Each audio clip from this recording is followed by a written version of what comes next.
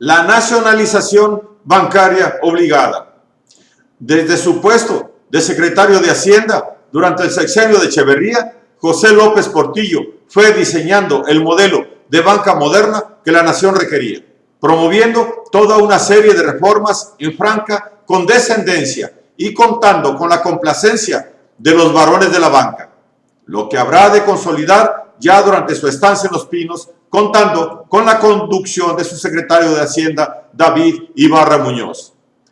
Y el negocio, pues a fin de cuentas de eso se trataba, marchaba sobre ruedas, tal y como se aprecia en una serie de declaraciones realizadas por el secretario de Hacienda en las convenciones bancarias efectuadas entre 1978 y 1980, las que hacían referencia a lo bien que le iba a la banca modernizada en México.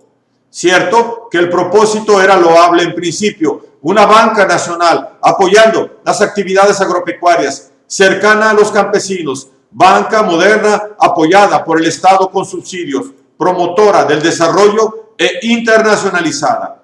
Y aparentemente aquello funcionaba a las mil maravillas, como la consolidación de una economía mixta. Empero, para pronto se constata que la recuperación habida durante el año segundo y tercero del sexenio era producto de los ingresos petroleros y de préstamos externos. Pero para 1980, nada de augurios de tormenta.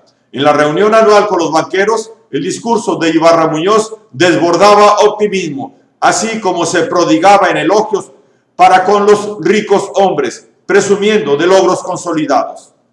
Sin duda, el grado de evolución de la banca privada mexicana, gubernamental o mixta, es un activo social en el propósito de alcanzar estadios más avanzados de desarrollo nacional.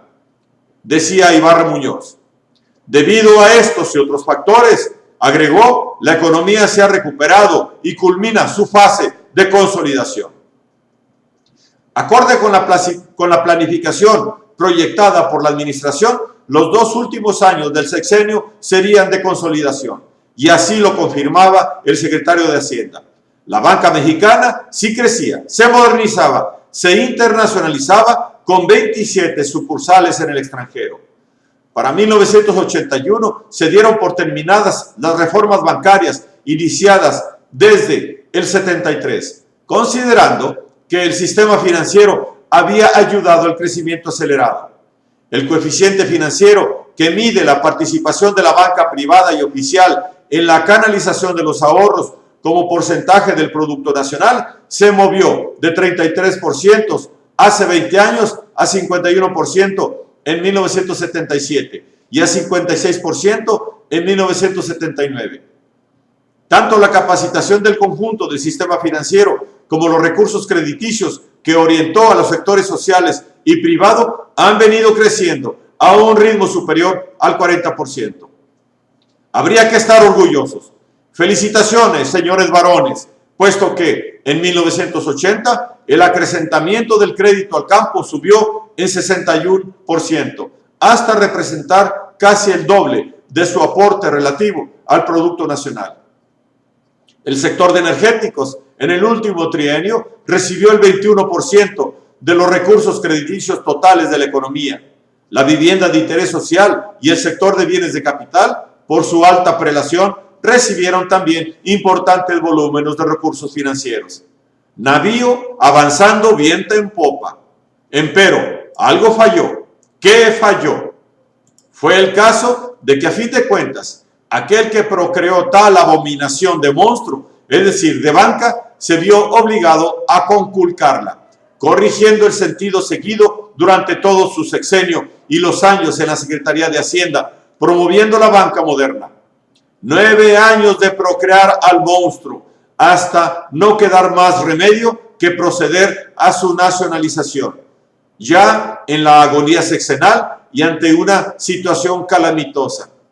Cambiándose la ruta de todo un sexenio en los últimos meses del mismo, se constata que el presidente dejó de hacer hasta lo último y lo más extremo, con tal de mantener el libre mercado monetario, dejándolo a expensas de que los usureros tuviesen las ventanas abiertas para convertir los pesos en dólares y sacarlos del país, preferentemente a bancos estadounidenses de los que eran filiales los bancos mexicanos.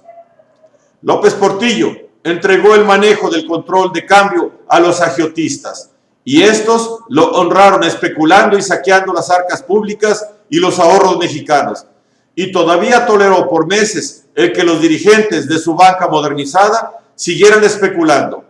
Llamó a la concordia, suplicó, pidió favores, sacrificó a los trabajadores y a las clases medias, dejó libre la inflación, acercó peligrosamente al país a la sudamericanización económica, entregó al Estado para que los banqueros lo destrozaran, dejó que el dólar fuera la moneda nacional y frenó la iniciativa del gobierno en materia financiera. Sin embargo, la respuesta fue siempre mayor especulación y mayor fuga de capitales. Crió cuervos y le sacaron los ojos. Incluso la propia gente del gobierno y ex colaboradores participaron en el saqueo a la nación. Cuando el presidente devaluaba el peso por segunda ocasión, el 5 de agosto del 82, el director del Banco de Créditos Hipotecarios, BCH, Ernesto Fernández Hurtado, sí hurtaba, enviaba generosamente 300 millones de dólares hacia el norte, tratándose de un exdirigente del Banco de México en el sexenio anterior. La corrupción era pública y privada. Otro saqueador de altos vuelos incrustado en el gobierno, no mencionado por la propia presidencia, aun y cuando estaba cabalmente identificado, también recién había enviado a los Estados Unidos 1,000 millones de pesos a ser canjeados por dólares. Y si se trataba de instituciones, Bancomer envió por aquellos días 5,000 millones de dólares a los Estados Unidos, los que no pudieron detener en la aduana porque no era delito. Y no era delito porque así lo disponía la legislación bancaria decretada por el propio presidente. Problemas acaecidos con la recesión encaminaron a Banamex y a Banca Cremi, pero por igual a otros bancos hacia la especulación, teniendo problemas de liquidez y de arrastrar algunas empresas semiquebradas, pasando a dedicarse con mayor empeño a especular con dólares, puesto que tal negocio resultaba mucho más rentable. Si para 1977 el conjunto del sector bancario en México sumaba cerca de 3,000 millones de pesos, para 1981 alcanzaba los 15,000 millones de ganancia. Y en el primer semestre del 82, las utilidades ya sumaban 7,000 millones de pesos. El boom petrolero venía beneficiando a la banca, al lado de la industria, cual grupos financieros que acaparaban petrodólares y se hinchaban comprando empresas. En lo que Alfa fue el campeón. Pero fue la crisis, disparando la especulación, la que benefició en específico a los potentados de la banca y de la industria que se dedicaron a especular. Las cifras revelan que el capital bancario sacó provecho del quebranto nacional. Si a finales de 1981 Bancomer y Banamex no llegaban a los 500,000 millones de activos, el primer semestre de 1982, el tiempo de la crisis, les hizo más ricos y poderosos. Hasta mediados de 1982, Bancomer tenía activos por 666,000 millones de pesos, Banamex por 652,000 millones de pesos. A finales de 1980 andaban por la mitad. Los beneficios de la especulación, abarcando junto con Servini y Comermex el 65% de la riqueza bancaria. Por supuesto que los beneficios bancarios no se reflejaron en mejoras sociales. En estos años hubo créditos altos, dinero caro, poca disponibilidad de préstamos. Toda la utilidad se iba a los bolsillos de los banqueros, acaparando hasta el primer semestre del 82 4,050 millones de pesos, 30% más de lo captado durante el 81. Esto se define en una sola palabra: especulación, negocio redondo, y con el Banco de México fungiendo como su mejor aliado. La tasa de interés cobrada durante el año fue criminal, llegando a finales de agosto a 54% anual para ahorradores. Esto implicaba que para el financiamiento a través de créditos, la tasa que cobraban los bancos oscilaba entre 50 y 100%, siempre y cuando cumplieran con los requisitos. sin que el gobierno metiera mano, dejando que los intereses bancarios se impusiesen por sobre las auténticas necesidades económicas. En junio no había dinero para créditos, ni como remedio medicinal. Claro, la ganancia adicional iba a parar al renglón de utilidades de los bancos.